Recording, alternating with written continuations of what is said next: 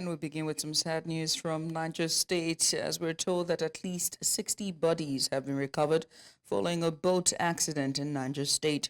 According to a release by the press secretary to the council chairman of Mokwa local government, and that is Abubakar Dakani, 10 survivors has been found.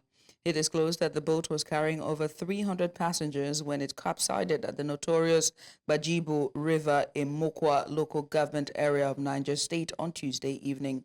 The statement added that rescue efforts in collaboration with the State Emergency Management Agency and locals are ongoing to recover others who are missing.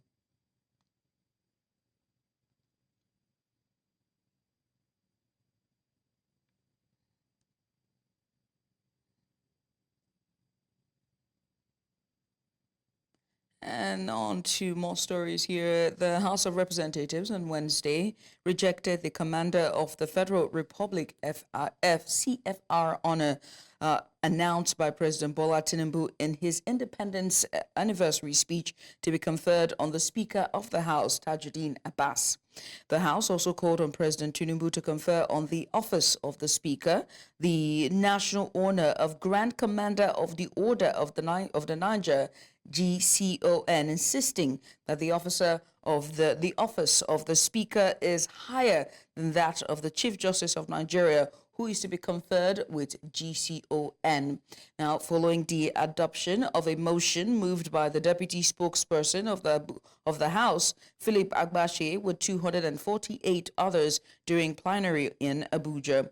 Moving the motion, Agbache explained that the National Assembly is constitutionally established as a bicameral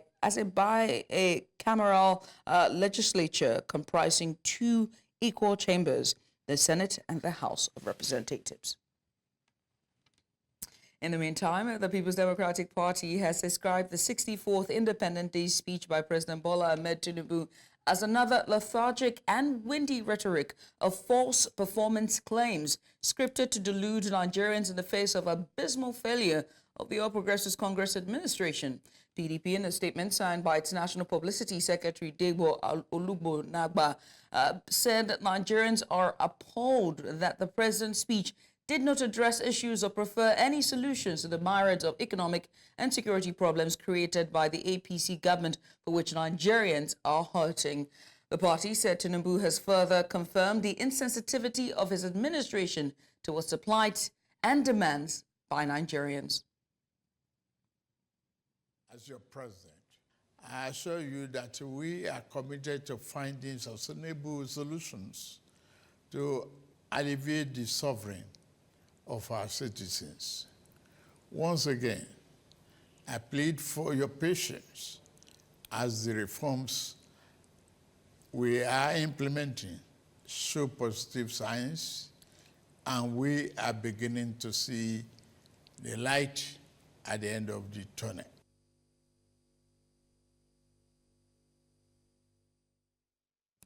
Still on the president's address, during his Independence Day address to Nigerians on Monday, announced a 30-day National Youth Conference aimed at addressing pressing national issues. Now, the confab comes at a time when Nigerians, young Nigerians at that, are grappling with the high cost of living, increasing electricity tariffs, and soaring fuel prices. News Center's Bettina Nweli reports. The youth of Nigeria, representing over 60% of the country's population, have been the hardest hit by the current economic realities. Inflation has driven up the cost of essential goods, and fuel prices have nearly tripled since the removal of subsidies, creating a ripple effect across transportation and food costs. On top of this, recent electricity tariff hikes have further strained household incomes, making life increasingly difficult for many families.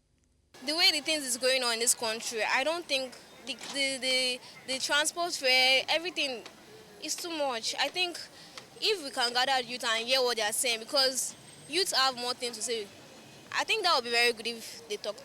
It's not going to solve all the problem, but at least the youth will be able to voice out what the challenge is, some of their grievances.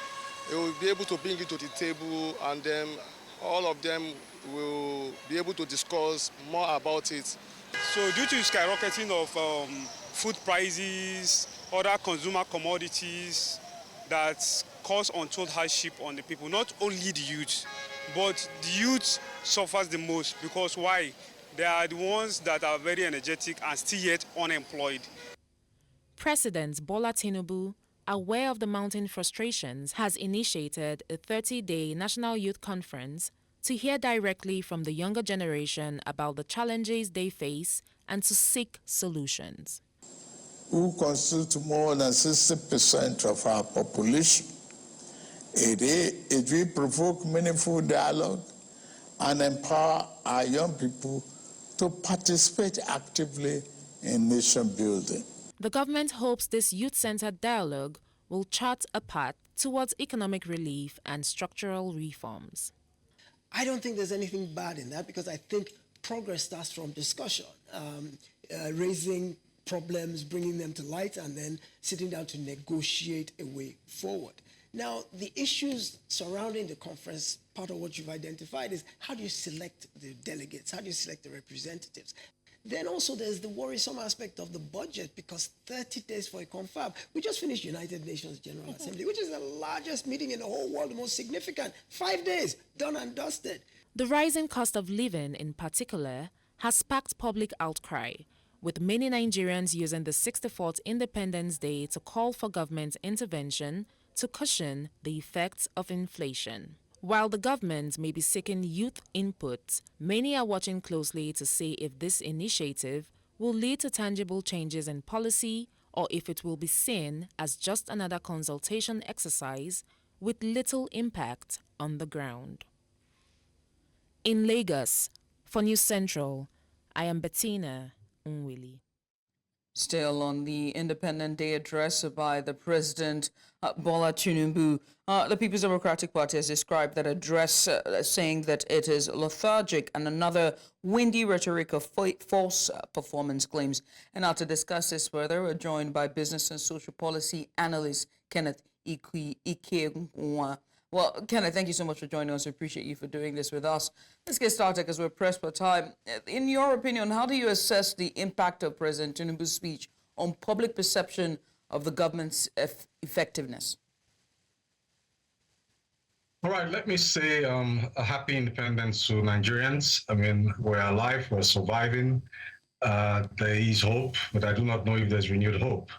With respect to your question and the strategic aspect of that question, the public perception definitely is driven by the stomach infrastructure of Nigerians. About 80% of Nigerians are actually dealing with some degree or some forms of multidimensional poverty. The hungry index, the happiness index in Nigeria is low. The hungry index is very high. The hunger index is very high. And what was supposed to be something that catalyzed into a volcano of hope for the country with someone who had been touted as the best man for the job has actually dampened the hopes and the aspirations of the Nigerian people. But I also sympathize with Mr. Bola Ahmed Tinubu. I like to call him Uncle Bola because the complex nature of the country and some of the factors that will make it impossible that he has failed to address, as he's still playing a lot of politics to his own base. And I hope that he's not playing the politics that is towards the aspirations of a second term. I would sincerely hope that he would empathize with Nigerians, he would open up himself for more engagement, and he will feel the pain of the Nigerian people. It can be better than this. The policies in the last 16 months have not been too fantastic. The reforms are good, but they did not come at the right time. And I hope that they can rejig these reforms and rejig the economy and actually listen to the yearnings of the teeming millions of the Nigerian people. Now, let's talk about the PDP's reaction to the address by the president. They have described it as another rhetoric for false claim of performance or effective performance. I said it's lethargic. In what way can the government address the socio-economic challenges that was highlighted by the PDP? Okay, with respect to the PDP, if I was in America and if I was an American, I would have pleaded the fifth on that, to be silent on that. Because the people that you have in the APC today were people that were in the PDP, so it's just the same side of the coin with different political cleavages and aspirations. So I'll be very, very silent on that. But let's come back to the economy and see how we can actually revitalize the economy and what strategies the government should spearhead and the president himself should spearhead to revitalize the economy. Now, charity, they say, begins at home, and you can't be looking at someone else's farm and condemning it to be bushy when you have not done your own housekeeping. And the first strategy should be the reduction of the cost and burden of governance. The humongous salaries that elected officials are receiving in this country is diabolic, and it is pathetic, for better want of expression. The amount that is being used to procure things like vehicles for flying private jets and this unnecessary things, newspaper allowances, when Nigerians cannot even, the minimum wage cannot even buy a bag of rice. The president should look at this, and elected officials look at this and cut down these costs. Now, secondly, we need to reduce the burden of taxation. This burden of taxation, whether it's for individuals or whether it's for organizations, is being passed down to the 80% of the teeming millions of Nigerian people who have to cope with the increasing cost of living and increasing cost of getting the basic amenities of life: food, shelter, and clothing. It's also very important that the government begins to direct its expenditure to strategic capital projects that will have a positive multiplying effect on macroeconomic objectives, key of which are the provision of or the reduction of unemployment and the provision for the full employment of factors of production and factors of economic productivity. We should be seeing capital projects that will give Nigerians the avalanche of opportunities to be employed, and that will generate or guarantee even distribution of income and wealth, so that Nigerians at least can begin to earn income that can take them home and feed their families. These are key strategies that the government should actually be looking at. And I'm sure that if the government pays attention to this, and I'm sure that if the government begins to look at how we can introduce a system where we'll have revolving credits in the economy and make the economy a credit-based economy, people should have access to funds. People should have access to funds that come with low cost of capital. These things will help to push the country in the right direction for economic recovery, economic revitalization, and economic repositioning. And in economic repositioning, clearly that would also entail foreign direct investment. We've seen the president go on trips, and they've said that those trips are to garner foreign direct investments, FDIs, into Nigeria. But how do political narratives influence, business confidence and investment in Nigeria, given the climate that we find ourselves in present day today in Nigeria? All right, I've already said that you cannot divorce politics from economics. And the present political climate will definitely affect the attractiveness index of Nigeria as an economy. And so we should be honest with ourselves in asking two questions. Are people actually attracted to investing in Nigeria? In the last couple of 6 months, we saw not one, not two multinationals leaving the country, and we had pathetic, unnecessary explanations for why they were leaving, and people defending them to leave because some people were able to take over their assets. That is not right, and that is not good for an economy that is expected to be attracting foreign direct investment. It's also important that we differentiate between foreign direct investment and foreign portfolio investments. Are we actually attracting direct investments which have boots on the ground, which have macroeconomic benefits, which create jobs, which create factories, which expands the potential for productivity and possibility for productivity in the economy?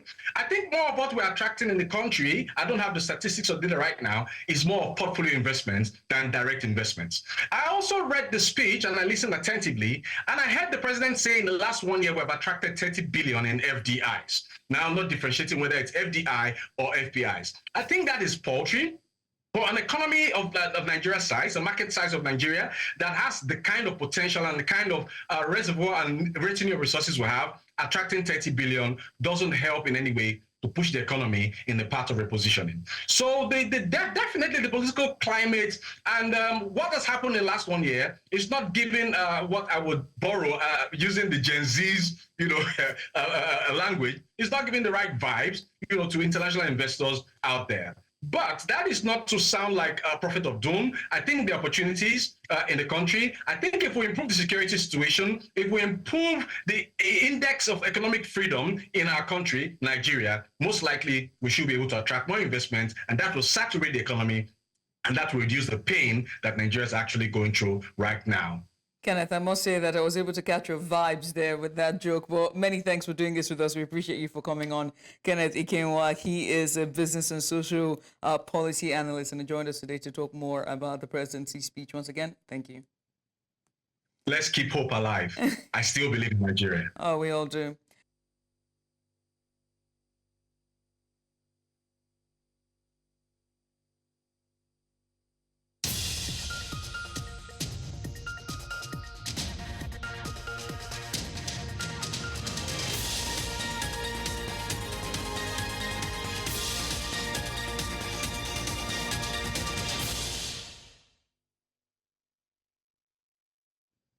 And you're welcome back. And now to more reports on Nigeria's independence anniversary. The National Association of Nigerian Students have called on the federal government to improve the learning environment for Nigerian students as the nation marks its 61st independence anniversary. The leadership of the union made this known in Abuja during a pro-government Independency Day rally at the Maitama area of the Federal Capital Territory. News Center's Emmanuel Bagudu reports. Anti-government protesters been dispersed with tear gas canisters at the Utako area of the federal capital. Don't move, comrades, don't move! However, in a different twist of events, pro-government protesters were protected by heavily armed security personnel.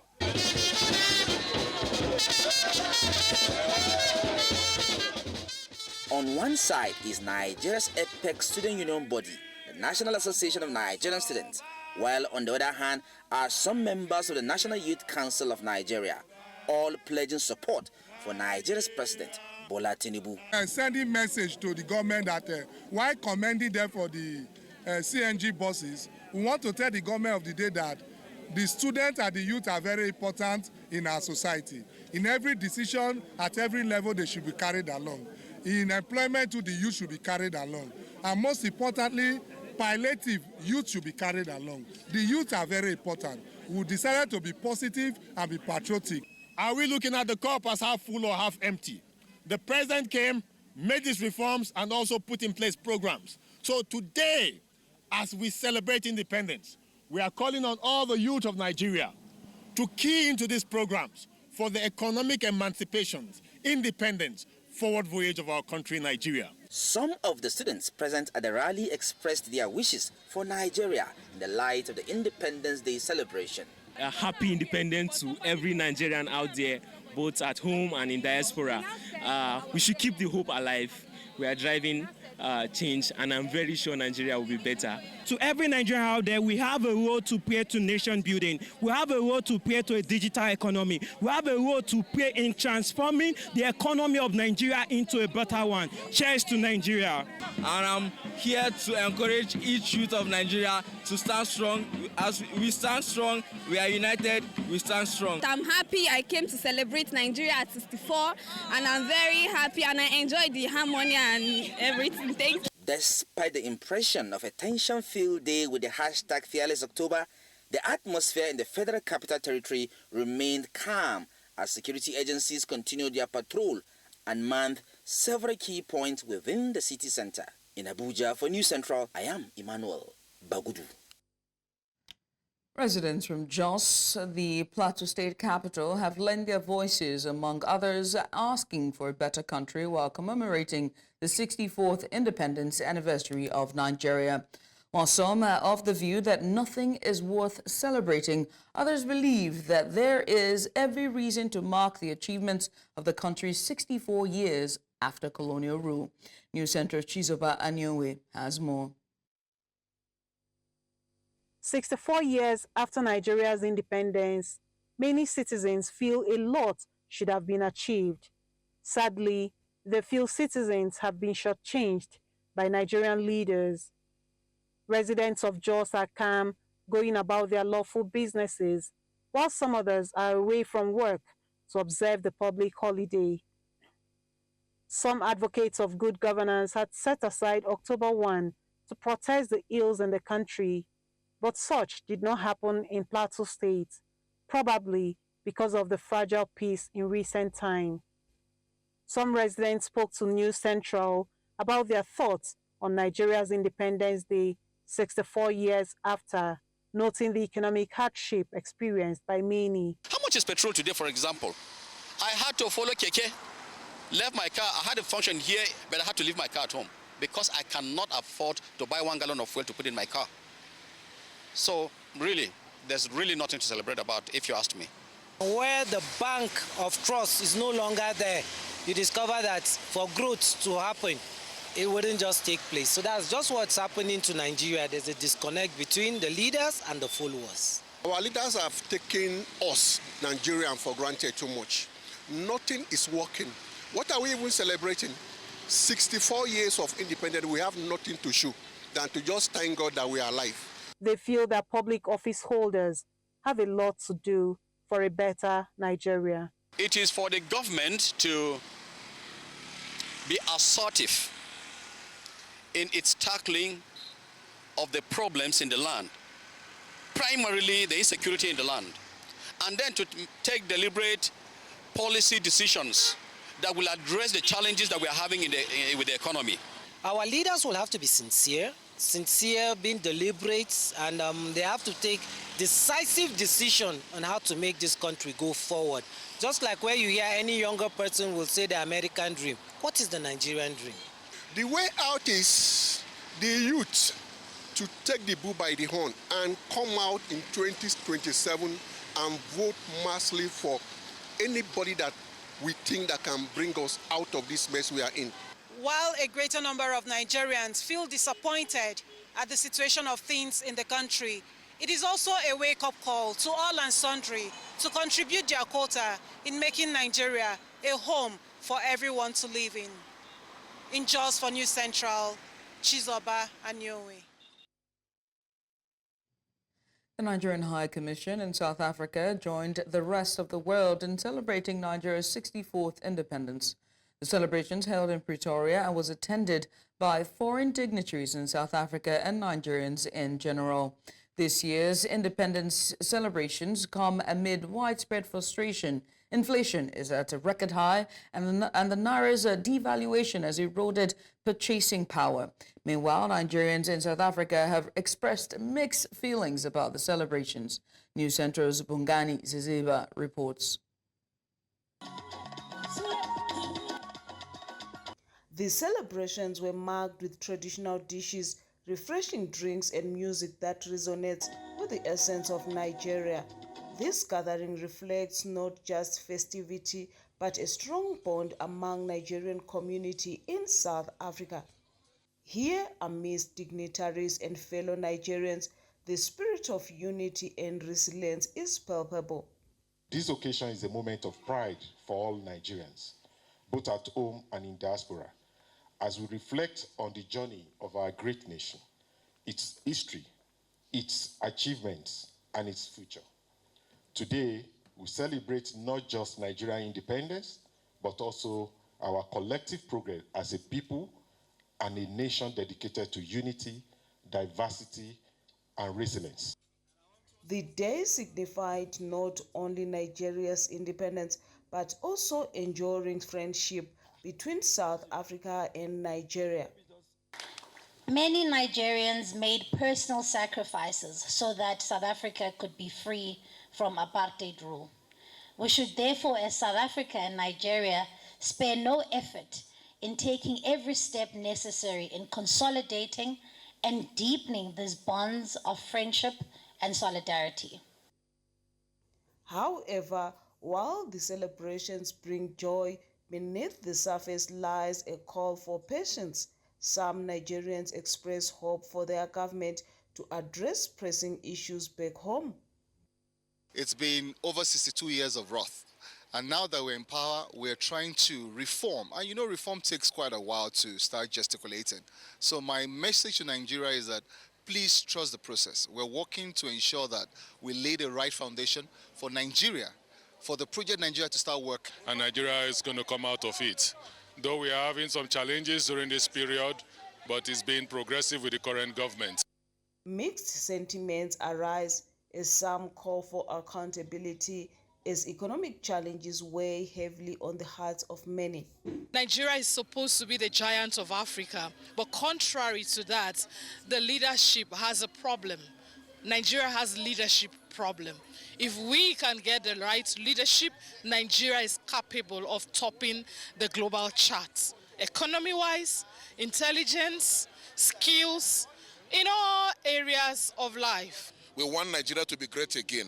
We want good economy, improve in economy, better policies, good governance, better international relationship with other communities and countries, so that we can have great African again, starting from great Nigerian.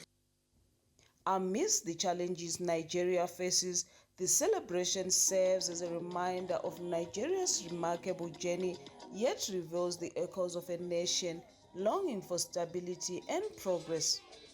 At the Nigerian High Commissioner in Pretoria for News Central, Bongani Sisibe.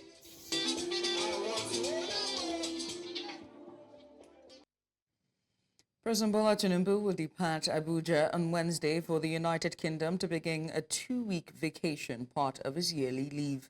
According to a statement by the Special Advisor to the President on Information and Strategy, Tinubu will use the 2 weeks as a working vacation and a retreat to reflect on his administration's economic reforms.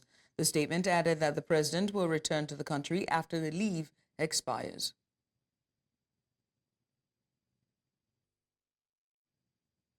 And you're welcome back. And now we turn our attention to a troubling and urgent issue that has gripped South Africa, the rising rate of gun violence. In recent weeks, the nation has been shaken by a string of violent incidents, including the tragic deaths of 18 individuals at a gathering in the Eastern Cape and the shocking murder of an e-hailing driver in Hillbrow. These incidents have sparked widespread outcry and renewed calls for action to address the ongoing crisis of gun violence in many communities. In light of these harrowing events, questions have been raised about how firearms are accessed and how many are ending up in the wrong hands. South Africa has one of the highest rates of gun-related homicides in the world, and citizens are increasingly worried about their safety. And now to Zimbabwe, where supermarkets, vendors and commuter or minibus operators, as well as talk shoppers, Zimbabwe are reportedly rejecting payments in the Zing currency following a 43% devaluation effected by Reserve Bank of Zimbabwe, and that's the Governor John Mushayavuha. As a result, the traders are now only accepting payments in USD, leaving many Zimbabweans who have previously lost savings due to currency changes in a very difficult position. Now, critics argue that the Zimbabwean government has effectively rejected its own currency from the start, as the Zing cannot be used for essential transactions like passport applications, custom duties, rentals, or fuel purchases. The Zing was introduced in April 2024 at a rate of Zing that's 13.50 Zing, and that's about $1. Now, this was initially promoted as a solution to Zimbabwe's ongoing economic crisis, but it has since seen heavy devaluation on the black market.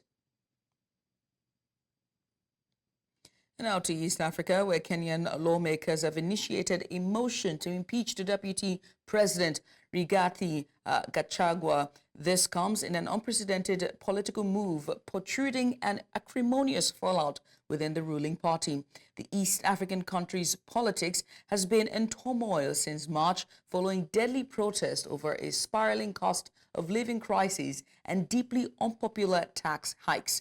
Gachagua is accused of undermining the government, being involved in corruption, insubordination, practicing ethically divisive politics, among a slew of other charges.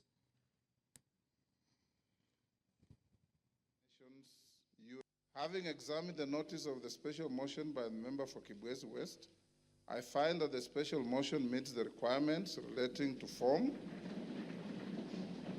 and threshold set out in the Articles 145.1 and 151B of the Constitution and Standing Order 64.1. I have also satisfied myself that the number of members who have appended their signatures in support of the special motion exceed the minimum threshold of 117 members in this House. This Honorable House resolves to remove from office, by way of impeachment, His Excellency Rigathi Gachagua, EGH, the current Deputy President of the Republic of Kenya. Mr. Speaker, sir, and honorable members, this special motion was lodged with the Clerk of the National Assembly on the 27th September 2024 and contains 11 grounds for impeachment. Democratic and Republican Party nominees for Vice President Tim Walz and J.D. Vance have defended their respective running mates during the first and possibly only vice presidential debate. The event gave the pair the chance to introduce themselves and go on the attack against the opposing ticket. Each man pointed to the crisis of the day as reasons for voters to choose their respective running mates for president. Walz, a two-term Democratic governor of Minnesota, used a question on whether he would support a preemptive strike on Iran to paint Donald Trump as too dangerous for the country and the world in an unstable moment. Vance, in his response, argued that Trump is an intimidating figure whose presence on the international stage is its own deterrent. Now, for more on this, I'm joined by our chief international correspondent, Afia Hagen. Afia, let's get started. Tell us more. Who won this debate? Was it Tim Walz or J.D. Vance?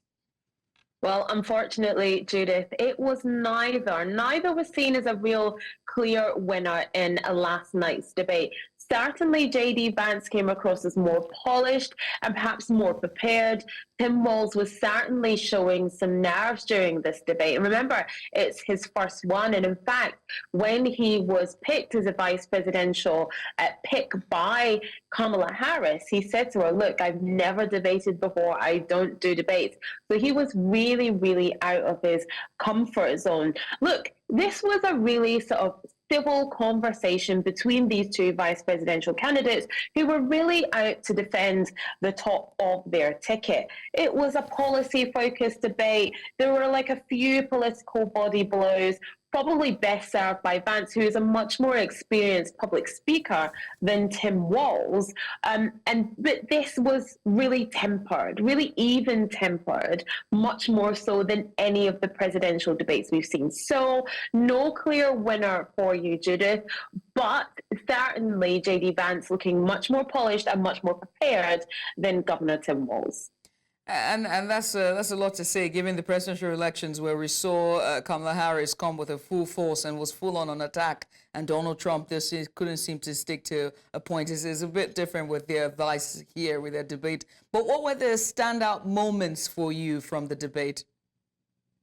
The standout moments for me were all about the key issues. So first of all, possibly a point where it was slightly contentious was when Vance and Walz were talking about the 2020 election. And Tim Walz, asked J.D. Vance, did Trump lose the 2020 election? And J.D. Vance replied with, Tim, I'm focused on the future. And Walz kind of came back with that was a non-answer. J.D. Vance seemed unable to condemn the fact that Donald Trump sort of incited violence and insurrection on January 6th and didn't seem to sort of put paid to this falsehood that Donald Trump keeps repeating that he won the 2020 election. J.D. Vance wouldn't be drawn into it, didn't condemn Donald Trump for continuously saying that. And then probably the next big issue was abortion, and that's a huge dividing line in this election. Now, I think what was really striking about both these candidates was the clarity with which they spoke on these issues. J.D. Vance basically saying that each state should be able to decide their reproductive rights, and Tim Walz saying that reproductive rights should be widely available across the board. They were definitely more black and white on those issues, then perhaps the top of the ticket have been. One point where they seem to kind of agree was gun violence, that something needs to be done about gun violence. They didn't agree on what that was. Tim Walz saying that mental health shouldn't be used as a scapegoat for violence, and the amount of guns in society need to be reduced. They kind of seem to agree with each other on that, but as to how America goes about that, neither of them seem to be able to figure out that answer. And what about immigrations as well? Just stick with me on this one. When it comes to immigration, I saw a bit of tit for tat, the videos, the interviews there. This person saying a different thing, J.D. Vance going on a complete different tangent, and as well as Tim Walz just being on point there. But also the fact-checking that was going on in there during the debate was very sublime to watch. What's your take on that? Yeah, definitely. I mean, immigration was certainly going to come up. Springfield came up again. You had J.D. Vance talking about the number of people that are in Springfield, especially the Haitian migrants, and neither of them picking up on the fact that the 12,500 Haitian migrants that are in Springfield are there legally. That's what the fact check picked up on. Disappointing, I think, that Tim Walz didn't pick up on that himself. There was a real lengthy back and forth over that immigration policy. Vance referring to Kamala Harris as President Joe Biden's border czar, saying that, you know, she's the reason why immigration is so high at the moment. Another really contentious point in the debate. You're absolutely right in saying that, Judith. We're just weeks away from the elections. I wonder what the impact would be for this, what the debate would look like in terms of the impact for the race for the White House. But I mean, in subsequent bulletins, we're going to have that conversation. But once again, Afia, many thanks for doing this with us. Afia Hagen here, she's our chief international correspondent for News Central TV. In the meantime, the Secretary General of the United Nations, Antonio Guterres, has been banned from entering Israel over his response to Iran's ballistics missile bombardment. In a statement, Israel's Foreign Minister, Israel Katz, called Guterres an anti-Israel Secretary General who lends support to terrorists. Now, following Iran's approximately 180 missile launch into Israel, Guterres wrote on the social media platform X, which was formerly Twitter, denouncing the broadening of the Middle East conflict with escalation after escalation and declaring that these must stop. In a statement on Wednesday, Katz declared the UN Secretary General persona non grata, saying that anyone who cannot unequivocally condemn Iran's heinous attack on Israel does not deserve to step foot on Israeli soil. The French National Assembly's law commitment, or rather committee, I beg your pardon, overwhelmingly rejected by 54 votes to 15 a motion for the impeachment of President Emmanuel Macron, tabled by La France Insoumise, now which criticizes the head of state for not respecting the results of the legislative elections. The text aims to bring the President of the Republic before the two joint chambers of Parliament with a view to impeachment for failure to fulfill his duties, manifestly incompatible with the exercise of his mandate. However, only the elected representatives of the rebellious communist and environmentalist group voted in favor.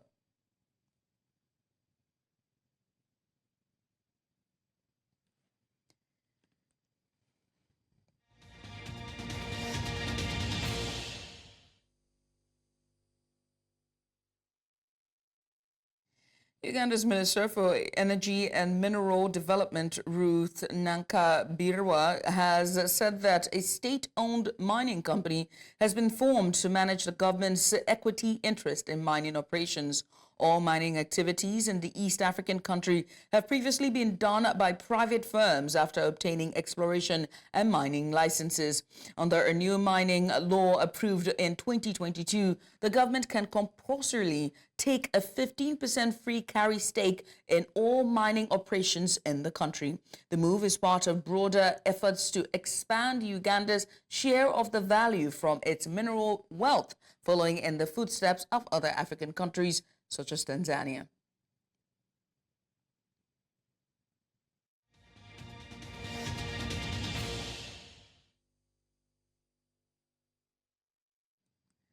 The 2023 Nigeria Premier Basketball League champions, Rivers Hoopers, are in Abuja to participate in the Chief of Defense Staff Independence Basketball Competition or Championship. The Hoopers have been drawn in Group C alongside Boko City Chiefs, Galali, and Bauchi Nets. The 16-team tournament will hold from Wednesday, October 2nd to Sunday, October 6th. Top two teams will advance to the quarterfinals, while the winners of the two semifinals will slug it out in the final on Sunday. The competition will serve as a preseason tournament ahead of the first phase of the 2024 Nigeria Premier Basketball League. The league is scheduled for this month in Benin. Now, Rivers Hoopers will play their first game against Boko City Chiefs on Wednesday. The Confederation of African Football, CAF, has approved the African Sports Stadium to host Ghana's crucial 2026 FIFA World Cup qualifying match against Sudan. The game, set to take place on Friday, October 11th, 2024, marks an important fixture for Ghana's quest to secure a spot at the global tournament. The approval from CAF follows an inspection of the stadium to ensure it meets international standards for the high-stakes match. A letter to the GFA General Secretary read, and I'm going to quote here, following a comprehensive review of the reports of the CAF independent inspection regarding the Cape Coast and Accra Sports Stadia, we are pleased to inform you that the Accra Sports Stadium has been approved to host the AFCON qualifiers for Morocco 2025. Specifically, it will host a Group F Matchday 3 encounter between Ghana and Sudan, which is scheduled for October 11th, 2024, end quote. The Flying Eagles defeated Monarch FC 6-0 in a warm-up game on Wednesday morning at the FIFA Goal Project Abuja. The Nigeria Under-20 team have been in camp preparing for the 2024 WAFU B Under-20 Championship in Togo. With 3 weeks in camp, the Aliyu Zubari tutored side look ready for the tasks ahead as the players play together as a team with much understanding of each other's strength and also to the instruction of the coach. Monarch FC, which traveled from Warri, Delta State, proved stubborn in the half, conceding only one goal before change of tactics, and some players by the Nigeria side tore them apart. 5 unreplied goals were recorded by the free-scoring 2022 WAFA B champions. Flying Eagles are drawn in Group B alongside Burkina Faso and Côte d'Ivoire, while Group A consists of Ghana, Togo, Benin, and Niger Republic.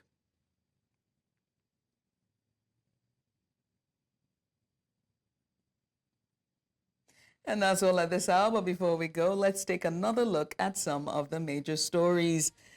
60 bodies have been recovered. Many are missing in Niger State boat accident. House of Reps have rejected the national honor conferred on Speaker Tajudeen Abbas. And we also told you that Kenyan lawmakers are seeking to impeach their Deputy President. Now remember that you can watch News Central live on DSTV channel 422, Star Times channel 274, Avo TV and YouTube. Many thanks for watching. I am Judith at TV. Bye for now.